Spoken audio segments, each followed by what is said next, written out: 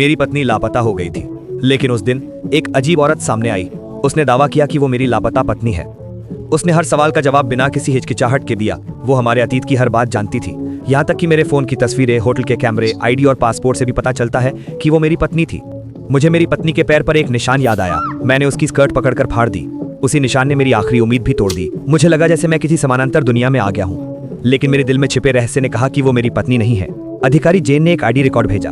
उसने मुझे चेतावनी दी कि यह महिला मेरी पत्नी है। मैंने उसका झूठ उजागर करने के लिए अपनी यात्रा योजना निकाली। मैं उस स्टूडियो में गया जहां हमने तस्वीरें ली थी। Do you remember me? No? I was my wife. You here, take a photo. Do you have a copy? No copy. Where is cameraman? We are closing down.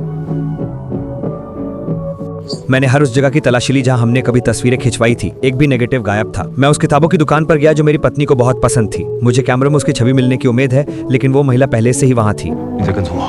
别闹了，我是回去说。怎么才能看这个监控视频？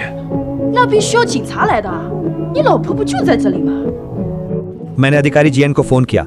मुझे विश्वास था कि किताबों की दुकान के कैमरे उसका झूठ साबित कर देंगे। जब वीडियो जूम हुआ तो मेरा दिमाग खाली हो गया।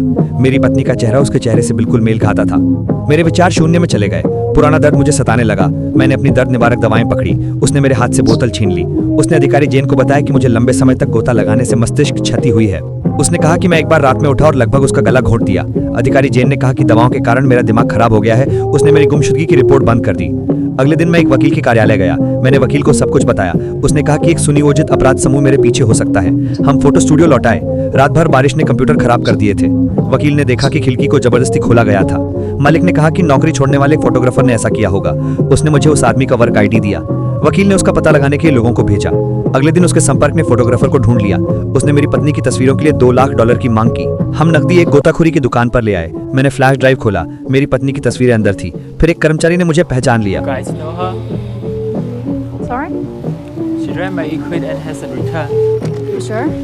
For sure, I still got her deposit. Impossible. Wrong person. Whatever. रास्ते में वकील को मुझ पर शक हुआ। हम कार में बहस करने लगे।当初接这个案子的时候，你答应过我什么？你还记得吗？作为你的律师，我需要知道这个。从现在开始，你不是我律师了，你被开除了，你被解雇了，你知道了吗？ फोटोग्राफर मेरे सामने ही मर गया। फिर से गोलियों की आवाज आई। हम कार के पीछे छिप गए। जब हत्यारे ने कंप्यूटर बैग पकड़ा, हम जंगल से भागे।